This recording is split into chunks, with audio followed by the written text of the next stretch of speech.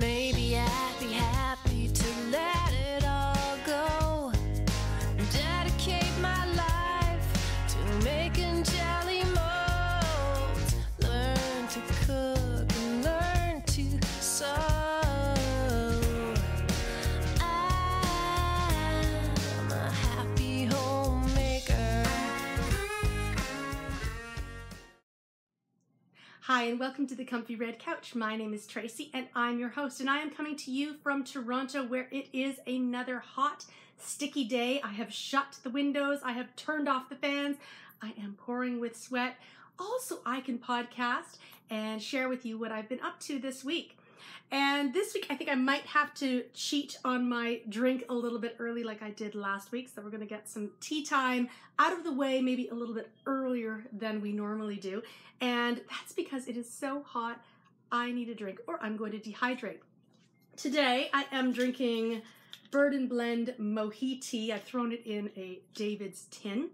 And I have cold brewed it, so it is in my lovely tea filter, my Hario tea filter that I got at Bird and Blend. And this is Mohi tea. So there is green tea in here, there is spearmint, there are lime pieces, there are also lime leaves in here, and I think that's it. So it's a pretty basic, nice, healthy sort of tea. And I'm thinking it would be really, really lovely with David's lemon smash. So I may have to try and mix and match some of that. But for now, let's do a quick cheers so I can have a little bit of a drink because it is hot. I needed that. This is my Swell bottle, and it is one of the Liberty Prints that were available at Starbucks before Christmas. I got a couple of them. And they were so pretty, and it's always good to have, you know, one by your bedside, one to take to work, that kind of thing. So I do have a couple of them. Oh my gosh, I am sweating. It is gross. Anyway, I have lots to talk about this week, although a lot of it's not as much knitting as I would like. I do have a finished object to share with you as well, and lots of things like that. But first, let's get on with the chitter chatter of my intro, and that usually includes telling you where you can find me. I am Tracy RR on Ravelry, and I am Comfy Red Couch on Instagram. And for anybody who is new to the podcast, welcome. I usually start off with all that introduction stuff first and then go into tea time, but it's so hot. I just needed to get some tea out of the way first. And if you are a returning viewer, welcome back. You know I always love having you. You're thrown a little bit by my going and drinking beforehand too, I'm sure, but I'm sure you've got your project of choice, you've got your spot on the Comfy Red Couch, and you are ready to chatter away about knitting and lovely crafting. And I'm just realizing I don't have my red blanket. So I'm gonna grab it and put it there because otherwise I feel like I'm lost. There we go. Otherwise things are completely out of sorts. During the week, this white couch, which used to be a red couch before we switched it out for a white couch, is covered in this quilt, which is red on one side, and it is blue and green on the other side. And it covers it to keep it neat. So during the week, it sort of is the Comfy Red Couch, but on the weekends, not so much anymore. So I like to have a little bit of a homage to the old red couch that used to be here, even though this one is so much more comfortable.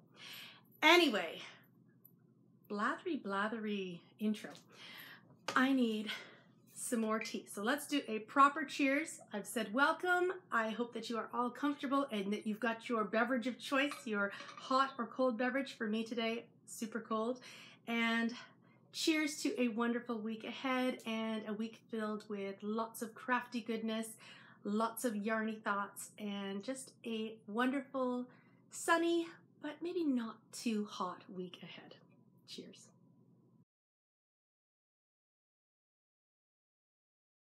Let's head straight into my favorite things because I have no sewing to share with you. And this week I was away for a good part of the week. I was a happy camper. I went to Algonquin Park and I took a couple of knitting projects with me, but I did not get as much done on them as I would have liked because I was the sole driver, and Algonquin Park from Toronto is about a 3.5 to 4 hour drive. So I drove up, I drove back, and usually that would be when I might have some knitting time, but unfortunately I did not. So not as much knitting as I would have liked to have gotten done, but I did get some rows or rounds here and there depending on what I was working on. And I also have a finished object to share with you that I finished just before heading to Algonquin Park and got photographed and everything like that. So I'm excited to share that with you. And let's start off with that finished object. And these are the Sweet Bee socks. So last week I had a half finished object to share with you. I had one of the Sweet Bee socks done. And this week I have 2 Sweet Bee socks done. And I'm so happy to say that this pattern by Jules Hill is now available, and it is just such a lovely pattern. I talked a bit about it last week. It has a beanie toe that Jules has designed, and then it goes into the stripes. It has the fun little bee section. And one thing I didn't talk about last week, and thankfully Jules has a tutorial for the bees, because as I was doing the bees, I caught the wrong stitch, because you need to catch the stitch, you drop down 4 rows, catch the stitch, and then drop the next stitch. But the thing is, if you catch the wrong stitch and then you drop the stitch, you end up having to tink back about 4 or 5 rows, which I ended up having to do twice on these socks. I did it once on the very first bees, and then on the second pair, I did the same thing in the same spot. So I wasn't quite thinking, but there is a tutorial on how to make sure that you catch them. I found, excuse me, I've got a bit of a tickle. If I knit along and then I just checked the back where the right side was and then just made sure it lined up, that was, you know, by using both sides, I was able to catch those bees a little bit better and make sure that I didn't drop a bee, because dropping a bee is never a good thing when it means you got to tink back when you really just want to be knitting these cute little bees. After the bee section comes the next set of stripes, and then there is a little section that is just plain stockinette rounds, really simple knitting, and then you go into this gorgeous heel.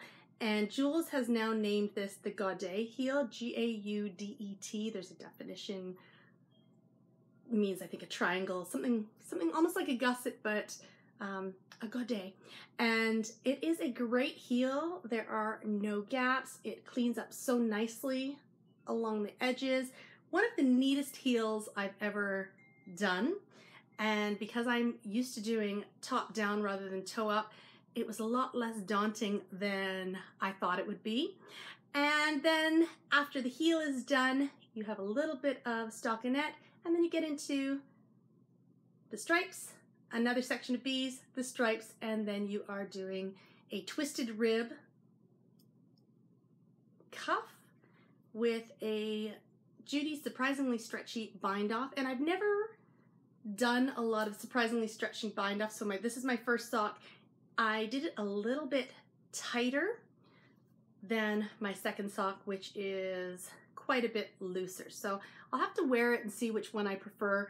I wasn't as comfortable doing the cuff with the bind off at the end, but the nice thing, when I've done them in the past, they flared really badly. It's not flaring too badly. I mean, they've been on the blockers, so they're a bit stretched out right now, but I like that there's not much flare on these. So very happy with my Sweet Bee socks, and I have used Nora George yarns for these. It was a skein and a mini, so I ended up using 61 grams of the main color of the 100 gram skein, and then I used 11 grams of the mini. So this is a Magical Weasley Garden, which is one of the Mrs. Weasley's Knit Club colorways by Tracy of Nora George, and it came with this beautiful orange, I'm showing you the wrong sides, the beautiful orange mini.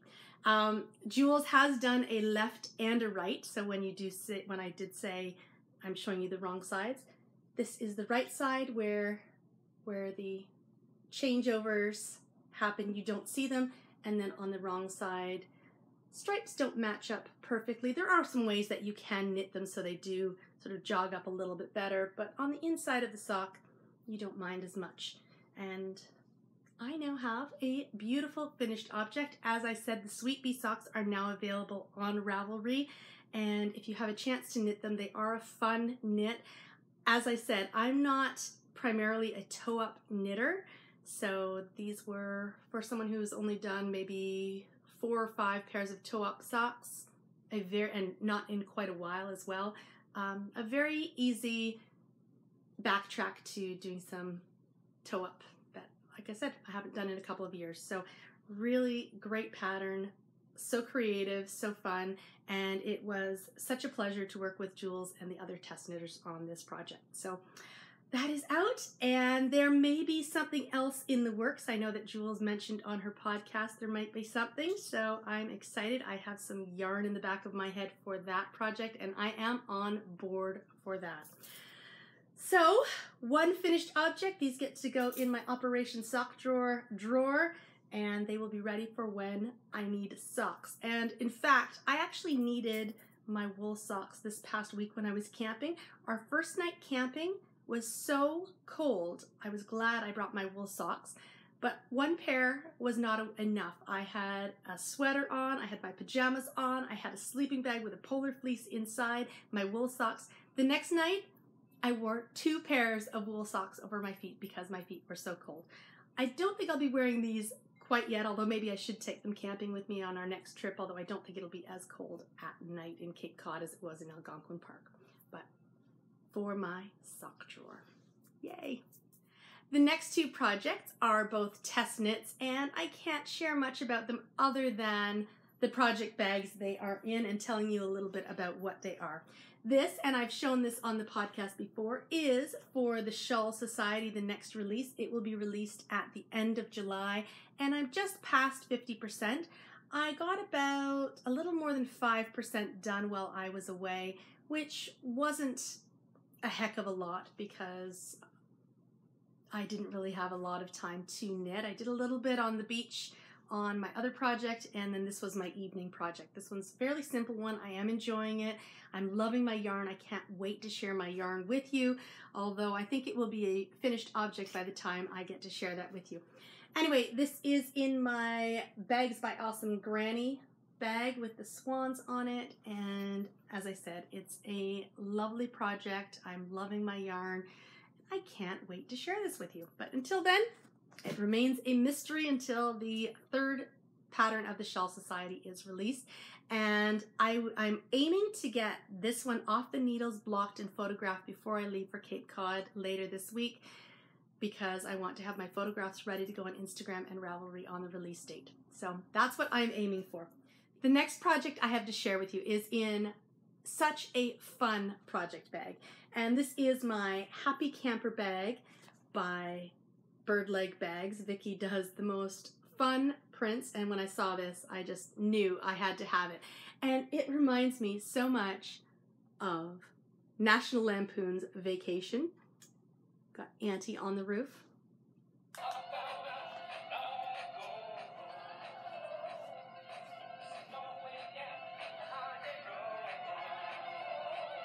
Holiday Road. You can't go on a holiday and not sing that. Anyway, this is one of our Christmas ornaments, and every once in a while, Greg keeps it beside his bed. Sometimes in the morning he'll wake up and he'll press it, and it's kind of funny. Anyway, the Roadster.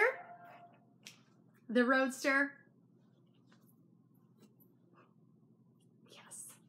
Anyway, this was my Algonquin Park cast on, and it is the Handmade Sock Society Pattern 4, which will be released in early August. And I am using a gorgeous yarn, which at this point I can't quite share with you, but I'm excited to share these socks with you when they are released, and that will be in a couple more weeks. But until then, I just have the most fun holiday road bag to take with me.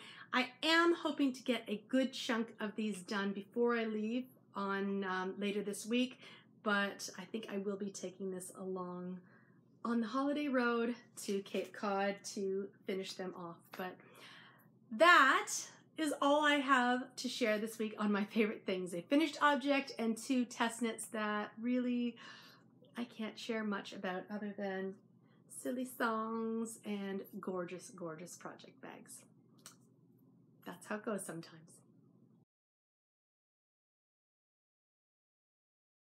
This week on Brown Paper Packages, my wonderful mailman brought me some lovely things, as he often does, and he brought me some spoilers, as well as some absolutely adorable stitch markers from Hannah of Corner of Craft. And I had asked Hannah if there was a possibility that she might consider doing an orange cat as one of her beaded stitch markers, because I love orange kittens. And she made me an orange kitty, which is just so, so adorable. And of course, you can't just have that cat go along for the ride. I have been wanting a blue dragon stitch marker, or progress keeper, for a while, so I finally have my blue dragon. So my orange kitty, my blue dragon, and I've talked about these progress keepers before. I love them. They're just so lightweight. They open and close really easily, so they're easy to attach onto a project and just snap shut. And as I said, they're so lightweight. The only issue sometimes I might have is that my yarn might catch underneath a wing or something like that, but in the grand scheme of things, that's not catastrophic. It's just more of a second delay as you are knitting. But I do enjoy using these on my projects. They are so fun and well made that, too cute. So I got these when I returned home from Algonquin, and I'm excited to start putting them on some of my projects as I'm knitting away, because they are fun, especially if you're working on a pair of socks. Each round you come around and there's that cute little progress keeper again, and gives you a chance to see how much progress you've actually made. Everything else that I'm going to share with you today is a spoiler alert, spoiler alert. So if you do not want to see Mrs. Weasley's Knit Club or the Great Characters of Literature minis or full skein set, all from Nora George Yarns, I suggest that you cover your eyes, cover your ears, run screaming out of the room, do what you need to do, because I have some gorgeous yarn to share with you.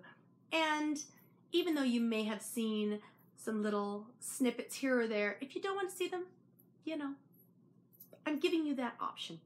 Anyway, the first thing I'm going to share with you are the minis from the Chronicles of Narnia. And these are all 20-gram minis from Tracy of Nora George. And I'll try to get them so they don't have the glare. I don't like taking the minis out of the bags. And this one here is Mr. Tumnus. This one here is Pools Between the Worlds. In the center, this gorgeous pink, and there's even a little splotch of grenishy brown in there. More green, I think. And that one is called Coats in the Wardrobe. This absolutely gorgeous blue, white, and pink mini skein is the White Witch. And right on the end here, and I think Tracy has captured this one perfectly on yarn, is Aslan from the Chronicles of Narnia. So these are the minis for the Great Characters of Literature, and the full skein is so pretty. And if you've tuned into the podcast before, you will see when I show you why I think this. So this is Lucy Pensivi, and this is the 100-gram skein, and the mini that goes with it is pink to go along with that gorgeous green with dark pink speckles. So I am in love with this colorway. And as I said, that's Lucy Pensivi. And so it's a 100-gram super sock, a 20-gram super sock as well. It's a 75% merino, 25% nylon. I love knitting socks with this base, and anything else really. I just love knitting with this base, and oh, when it's pink and green, even better.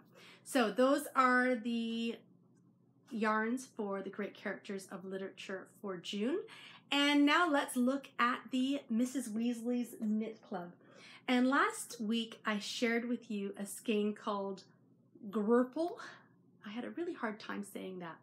And this week I think the mini skein that goes with this is Brurple. If I can't say Grurple, how can I ever say Brurple? And the mini is sort of like this brownish purple, so that's why I'm calling it Brurple.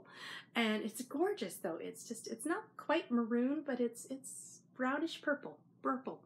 And this is the Elder Wand. So the 100-gram skein is the Elder Wand with this lovely Brurple, as I'm calling it, mini.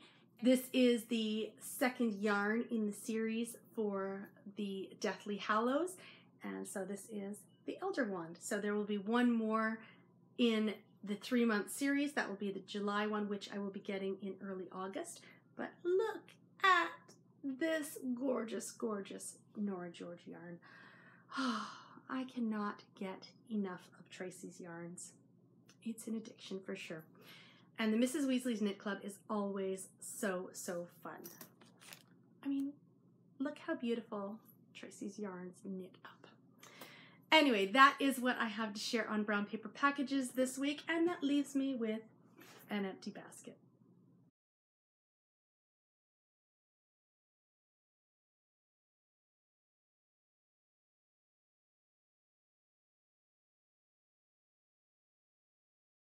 It's now time for some bits and bobs, and this is my segment where I talk about anything and everything not necessarily knitting related. And this week I think I have more to share on bits and bobs than I do about my knitting, and that's because Isaac, Nathaniel, and I took a little road trip up to Northern Ontario this week, and we went to Algonquin Provincial Park, which is about 4 hours north of Toronto, and it is filled with bears and moose and wild turkeys and wild turkey chicks and lots of other wildlife, including lots of campers who don't know how to store their food, so we end up having bears invade campsites. But I'll get to that in a few minutes. Anyway, we did have a lovely drive up north. I was the only driver, so I could not knit behind the wheel because that's a very bad idea. No one should ever knit behind the wheel. Unless, of course, you're parked in the car waiting for somebody because you're doing pickup or something like that. But while you're driving, not a good idea. And anyway, so my parents had a campsite that they had booked up in Algonquin, and they have a little trailer that they pull behind their car, and I think it's actually smaller than the tent that we have, but it's a little bit maybe nicer because it has, you know, a toilet inside, and it's all sort of set up nicely inside. But Isaac and I, we tented. Nathaniel got to stay in the trailer. So when we got up there, Isaac and I set up the tent. Our tent is 12 by 17. It's really high height because I don't like doing the ducking to get into tents. It's a nice tent. And I'll put some pictures in a little bit later, or some video actually that I have a little bit later in bits and bobs to share some of the experiences that we had while we were away. Anyway, so we did set up our tent, and then we took off to the visitor center because that's where the Wi-Fi is. And even though you're in the great outdoors, you do need sort of that little connection to the outside world because sometimes that's what you need. Anyway, we did have a lovely time. We did some canoeing and kayaking. There was a waterfall that we canoed to, and then we played in the waterfall, stuck my head under the water. It was really quite a relaxing time. The water was very refreshing. The first night, however, was freezing cold, and I had brought my wool socks with me just in case, because you never know what it's going to be like in Northern Ontario. And I was glad I did, because that first night I had to put on a sweater over my pajamas. I had to pull a polar fleece blanket into my sleeping bag. I had my wool socks on, and I hardly slept because I was just so cold all night long. And it wasn't until the sun started to come up at about 5:30 that I started to feel warm again and got a couple of hours sleep. And oh yes, that was really quite the experience, being so cold, especially after it's been so hot in Toronto. And the days at Algonquin were actually very, very hot, but that one night was really, really cold. So much so that the next night I really prepared. I put on 2 pairs of wool socks. Isaac lent me his hoodie because I was finding the first night, I wish I had had a hat on because then I could have at least kept some of the heat in. But Isaac lent me his hoodie. I had my 2 pairs of socks on, and I prepared my sleeping bag with the polar fleece and got in and was nice and toasty warm that entire night until I was woken up by campers around us screaming, "Go away, go away." And of course I jumped out of bed because this is what you do when you're sort of in a sleepy stupor. You jump out of bed and run out of your tent to see what's going on, to find that there's a bear out there. And of course, all the other campers are telling it to run away, run away. So I got to see a bear at about 6:30 in the morning on Friday morning. And luckily it wasn't too close to us. And, called Isaac out. "Isaac, come see, there's a bear." And so we got to see the bear. There was a bear that had 3 cubs. And it had gone down the road, so we thought, okay, we're safe to go to the bathroom. So Isaac and I decided to walk together to the bathroom. And as we're walking, there's a bunch of campers, and they're like, "Don't go that way, the bear's there." And we thought it had gone a different way. But what had happened was her bear cubs had gone up the tree in front of where they were. So we sat with them and tried to see the 3 bear cubs. I was able to see one, but they climbed up really, really high. And of course, Mama Bear wasn't going anywhere without her cubs. So we cut through their campsite to go to the bathroom. And then when we got to the bathrooms were all closed. So that was not a good thing because we're sort of stuck. Our campsite's over here, the bathrooms are over here, and the bear's in the middle. What do you do? We walked along a different road by the beach, and then when we got back to the trailer and the campsite where we were, the bear was actually just down the road. So we all climbed into the trailer and stayed in there, and the warden and the host came and said, "Stay in the trailer or stay in your car," because of course they don't want a bear mauling people. But luckily my parents had a bathroom in their trailer, so we were able to at least have some relief. But anyway, I did take a few photographs from the trailer, but they weren't very good because we were sort of in a bad spot. Even though the bear wasn't terribly far away, she was hiding in the bush a little bit, and I didn't have the best photograph, but we saw a bear. And we'd already decided the night before that we were going to go out for breakfast, so we just sort of yelled out the window at the warden, "Can we all jump in our cars and go?" And we were given the okay to do that because at least then that was getting people off the campsite. Not like we could cook breakfast anyway, because if you go outside and the bear smells the food, never a good idea to leave food out for a bear or feed a bear or anything like that. Hug a bear, don't do it. Anyway, so we all went out for a lovely breakfast, and then on the way back, we saw a bunch of cars stopped because that's what you do in Algonquin. If you see wildlife, you stop your car, you get out and you look and take photographs. And there was a mother moose and her baby on the way, just on the highway on our way back to the campsite. And we took some photographs and just enjoyed nature for a few minutes. And then when we got back to the campground, we had the all clear. The bear had been gone for about an hour at that point. Her babies had come down from the tree, and she had gone into the wilderness, and we were able to take down our tent and pack up to go home. And that was our bear adventure in Algonquin. The night before, I had seen some wild turkeys walking along the road, and so there was the mama turkey, and she was followed by about 8 little baby turkeys. So Thanksgiving is in preparation already in Algonquin Park, and so that was kind of a fun thing to see. Why did the turkey cross the road? And then we drove home and just had a lovely, relaxing Friday night and Saturday where I got some more knitting done. I worked mainly on my shawl society because I do want to have it off the needles before I head off to Cape Cod. So that is our next adventure. We will be going to Cape Cod, I think either Thursday or Friday of this week. It was a good thing that we did our little dry run of our road trip this past week because I did discover that one of the zippers on our tent does not close properly, and we have 2 doors that go into our tent. And so I had to use my lovely fold back clips. So I had 2 of these in my knitting, and the camp store was able to lend me a couple as well. And we just sort of clipped the door shut and then used the other door. So I have to either figure out how to fix the zipper before we leave, or I will sew it shut while we are away. I'm not quite sure how I'm going to deal with it. I will bring a bunch of these with me just in case, though, for our trip to Cape Cod.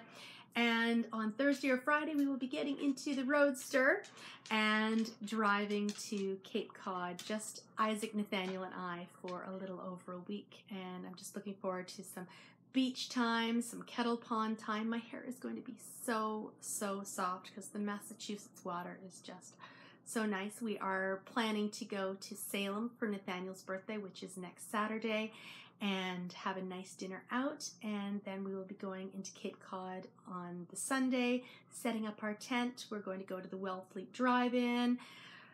Oh, I'm just really looking forward to some quiet time in Cape Cod where it will just be the 3 of us and taking the day as each day comes. So that's kind of a fun thing. I'm only going to bring a couple of knitting projects with me. I'm really wanting to do the On the Spice Market shawl. I've been wanting to knit that for a couple of years, and I have a couple of kits or sets of yarn that I've been wanting to do. I have the loop one, which is the Shalimar Airy, and it's just such gorgeous beachy colors. That's the one I'm leaning towards. I also have some colors from La Bien-Aimée, which I'm also debating, but I think I'm leaning towards the Airy. And I've been wanting to do this project or this pattern for a couple of years now. And as I said, I've got the yarn set aside. I just need to actually pack it, choose a project bag, and that's one of the projects I'm hoping to work on while we are in Cape Cod. And then I would like to work on a pair of socks. So I don't want to bring too much with me, because I think if you bring too much, you don't really get much knitting done. And then you feel like, oh, I brought all this stuff. And you know what? Cape Cod has yarn stores, so I can bring a couple of projects, and I can always buy yarn if I run out of projects to do. But when you bring so much, it's just extra packing and extra things to keep track of. So that's how it goes. Scout, do you want to come up? No, Scout just wants to come and have me pet her rather than come up. She's gone on to the other couch. Anyway, we will be leaving for Cape Cod later this week, and that means I will be away for 2 Sundays, so I will not have a podcast next week or the week after, but I will miss you. But I am looking forward to having just a little bit of a holiday time, and when I come back, I will be able to share with you the Shawl Society. I will probably be able to share with you the Sock Society, and then of course any other knitting that I have gotten up to over the past 2 weeks. So while this week I had 1 finished object and 2 project bags to share with you, when I come back from holiday, I'm hoping to have a lot more that I can share with you. And maybe some of the projects that I've put sort of on the back burner, maybe they'll get some love and attention as well. Anyway, that is all I think I have to share for Bits and Bobs. I do have some video clips that I will pop in, and I hope that you enjoy them. They are silly, but sometimes, you know, when you're in vacation mode, you need to get silly. This is what I say. Run, run away, baby, before I put my spell on you. You better get away, darling. Everything you heard is true. Your poor little heart will wake up alone. Come on, Nathan, Isaac. You better run away, baby. That was rude. I'm going slow. Yeah. This is the tent that we've been staying in the past couple of nights. Isaac's inside starting to collapse the beds because we've got a couple of camp cots that we sleep in. It's a very large tent. It's about 12 by 17, but one of the doors, the zipper's broken, so that's not so good. But otherwise, that's where we've been staying the past few nights, so very exciting. This morning we woke up to a bear. Introduce me to your new friend, Isaac. Well, there's a bird here. He's trying to eat me or something. He's looking at me weird. Isn't that creepy? You come to Algonquin Park and you meet the wild in the store. Hello. put it up to your head. Yeah, you gotta put it beside your head. Oh, okay. Is that your new friend? I think so. I think so. Nope, nope. Look what I found in the wilderness. A bear. That's not a good idea. It's never a good idea to pick up the bears and to No, feed them, the but mama bear might come back and try to hurt you. he might, but he's just so cute. Yes, but you don't want to hurt the bear. Yeah. Oh, he's trying to hurt me now. I think we've got room in the car for him, right? Yeah, I would assume so, but I don't think you want a bear chasing you, but sure, if you want a bear, we'll get a bear. Okay, I guess. What do you have there, Isaac? I have nothing. Nothing? Oh, God. It's coming no, back. it followed us up here. Hello. The squirrel, it I'm followed gonna us. crawl in your tent roof. Darn squirrel. Is this your new friend, Isaac? Yes. What's his name? John. John? Give John a hug. Okay, John. Bear hug. Yeah. That's a good one. High five. He doesn't bite me, see? Yeah. Isaac, what did you see this morning? Bear. How big was the bear? About my size? Show me what a bear, how would you, if you ran into the bear in the woods, what would you do? Okay. Show me your bear pose. There's Isaac looking out, and this is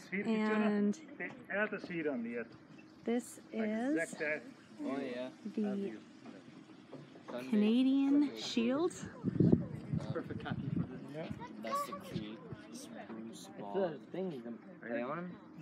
Sometimes if you look down, you can see bears with the binoculars. That's what Isaac sees now.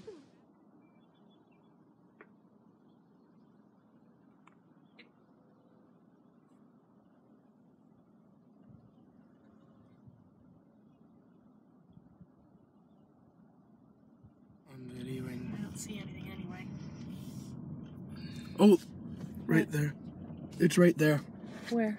Oh yeah, there it is. Where? It's down in the gully. Well, we just saw a bear. Yeah.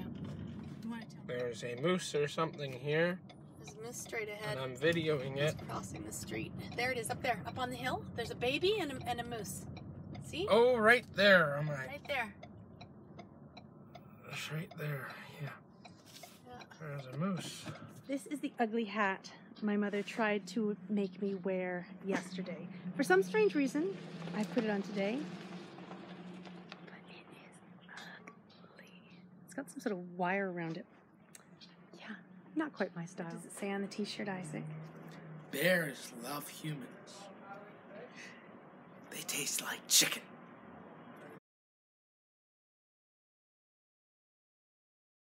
Thank you so much for joining me on the Comfy Red Couch this week. I hope that you've had a chance to sit down, relax, refresh, enjoy that cold beverage if it's hot where you are, or a warm beverage if it's a little bit cooler.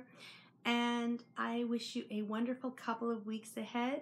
As I said, I won't be podcasting next week or the week after, although I'll probably try and take some snippets of our holiday and share those with you when I return.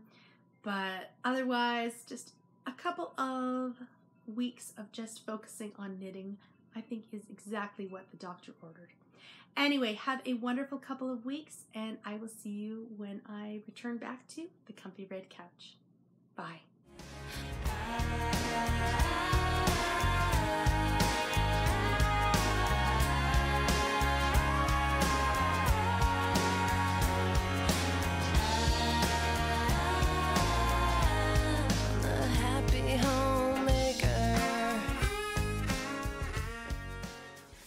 Welcome to episode 1 of the Comfy Green Cot. Let's be honest, it's not that comfy. That's the field test. The field test, yes. Isaac's taking down his comfy green cot because it goes right into that bag. But you know what? It's not that comfy. It's just not.